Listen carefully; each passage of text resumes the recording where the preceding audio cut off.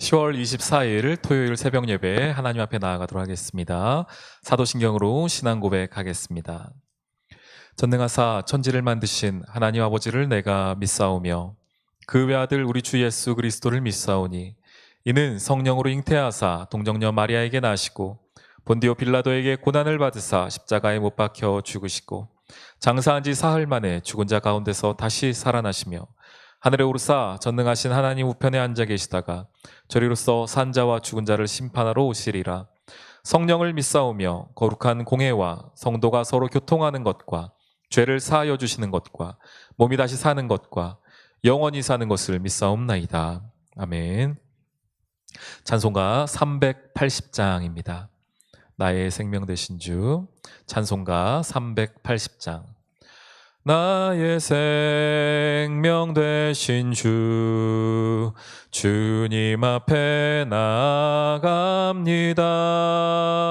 주의 흘린 보혈로 정케하사 받아주소서. 날마다 주를 찬송하겠네.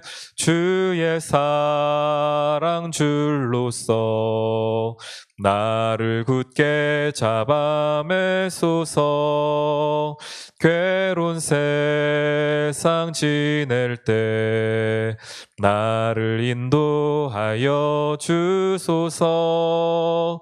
주를 믿고 나가면 나의 길을 잃지 않겠네. 날마다 주를 찬송하겠네. 주의 사랑 줄로서 나를 굳게 잡아매소서. 세상 살아갈 때에 주를 더욱 사랑합니다.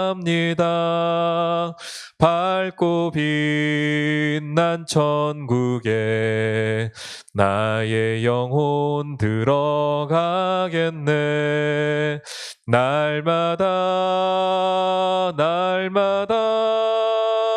주를 찬송하겠네.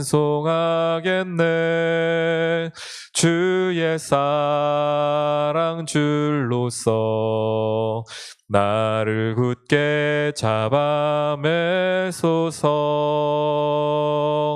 아멘. 오늘 역대하 마지막 장입니다. 역대하 36장 말씀 함께 보도록 하겠습니다. 다 읽진 아니하고 저희 11절로 21절까지의 말씀 제가 읽도록 하겠습니다. 역대하 36장 11절. 시드기야가 왕위에 오를 때의 나이가 21세라. 예루살렘에서 11년 동안 다스리며 그의 하나님 여호와 보시기에 악을 행하고 선지자 예레미야가 여호와의 말씀으로 일러도 그 앞에서 겸손하지 아니하였으며 또한 느부갓네살 왕이 그를 그의 하나님을 가리켜 맹세하게 하였으나 그가 왕을 배반하고 목을 곧게 하며 마음을 완악하게 하여 이스라엘 하나님 여호와께로 돌아오지 아니하였고 모든 제사장들의 우두머리들과 백성도 크게 범죄하여 이방 모든 가증한 일을 따라서 여호와께서 예루살렘에 거룩하게 두신 그의 전을 더럽게 하였으며 그 조상들의 하나님 여호와께서 그의 백성과 그 거하시는 곳을 아끼사 부지런히 그의 사신들을 그 백성에게 보내어 이르셨으나 그의 백성이 하나님의 사신들을 비웃고 그의 말씀을 멸시하며 그의 선지자를 욕하여 여호와의 진노를 그의 백성에게 미치게 하여 회복할 수 없게 하였으므로 하나님이 갈대아 왕의 손에 그들을 다 넘기심에 그가 와서 그들의 성전에서 칼로 청년들을 죽이며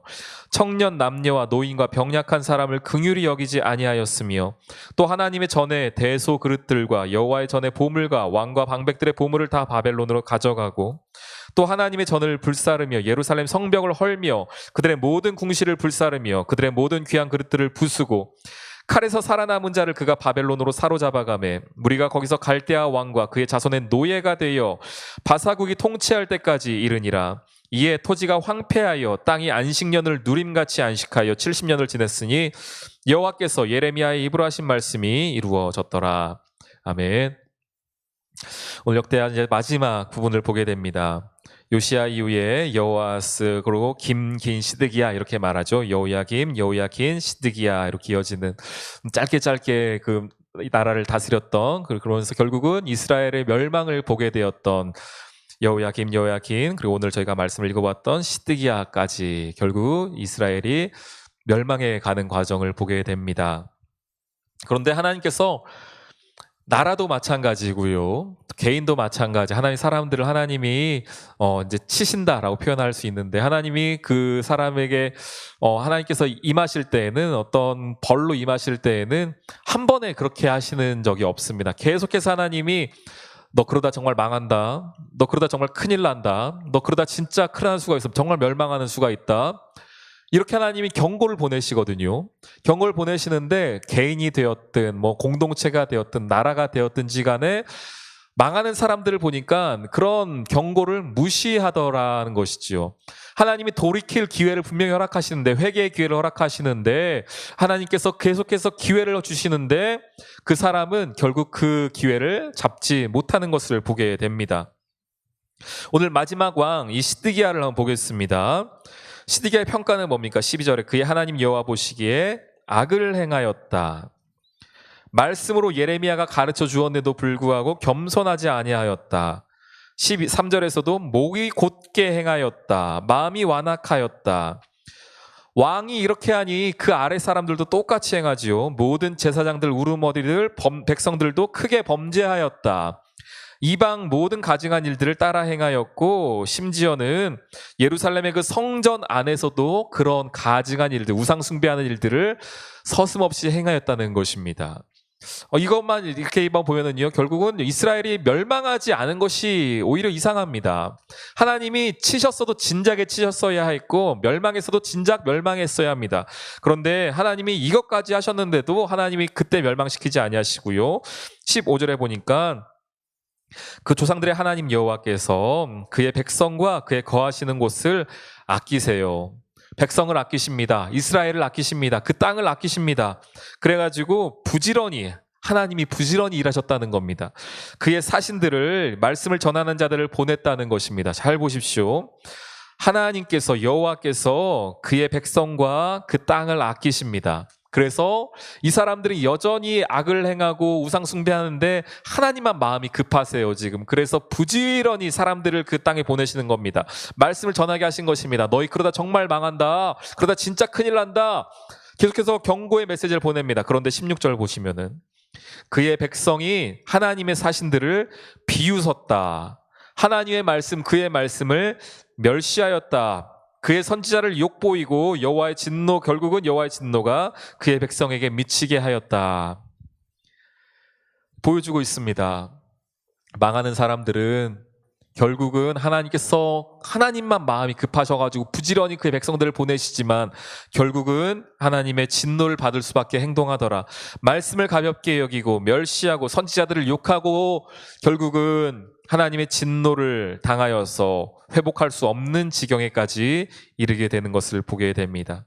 결국 17절부터는 아주 무서운 이야기들이 나오죠. 갈대아 왕의 손을 하나님이 그들을 다 넘기심에 다 남기지 아니하고 다 넘기심에 사람들 다 죽이고 하나님이 전에 있던 보물들 모든 그릇들 다 빼앗겨 가고 결국은 모든 궁실들도 다 불살라져는 모습들을 보게 됩니다. 하나님의 전을 불사르며 예루살렘의 성벽을 헐며 그들의 모든 궁실을 불사르고 모든 귀한 것들을 가지고 갔더라라고 그리고 결국은 다시 왕과 그의 자손의 노예가 되는 모습들을 보게 됩니다. 출애굽할 때 얼마나 어렵게 나왔습니까? 하나님 앞에 부르짖어 가지고요. 하나님 우리의 노예 생활이 너무너무 힘듭니다. 하나님의 백성으로 살겠습니다. 라고 해서 출애굽하여서 이스라엘 백성으로 살았는데 결국은 그 끝이 다시 노예의 삶으로 가는 것을 오늘 보게 됩니다. 남유다가 북이스라엘이 이렇게 멸망했습니다. 시기는 조금 달랐지만 그 근본적인 원인은 똑같습니다. 하나님의 사랑을 가벼이 여겼고 말씀을 경히 여겼고 하나님의 보내신 사신들을 비웃었으며 그들을 욕보였습니다. 결국 그 마지막은 이렇게 끝이 났습니다. 지금도 하나님께서 우리 삶에 말씀하십니다. 야, 그렇게 가다 큰일 난다. 지금 돌이키지 아니하면은 정말로 망하는 수가 있다. 경고하십니다. 그런데 우리가 쉽게 생각하는 거죠. 이 정도는 괜찮겠지. 이 정도는 우리가 하나님 봐주시겠지. 그러나 하나님께서 언젠가 그 수위가 차고 차면은요, 넘치는 날이 있을 것입니다. 그날이 오기 전에 하나님께 돌이킬 수 있는 여러분 되기를 주님의 이름으로 축원합니다. 그리고 이것들이 어떤 거냐면 21절에 안식년과 같이 말을 합니다. 안식년이요. 토지가 황폐하여 땅이 안식년을 누림같이 안식하여 70년을 지냈으니 여호와께서 예레미야 입으로 하신 말씀을 이루었더라.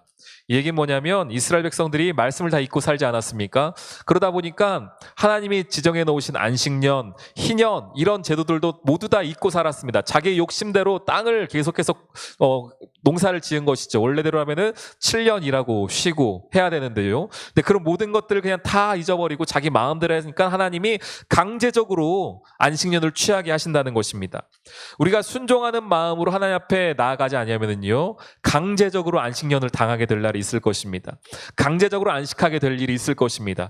그 전에 하나님 앞에 돌아온 여러분 되시기를 주님의 이름으로 축원합니다. 하나님의 경고의 메시지가 있을 때에 망하기 전에 하나님께 돌아올 수 있는 저와 여러분 되시기를 주님의 이름으로 축원합니다. 우리 함께 오늘 기도 제목 가지고 기도하기를 원합니다.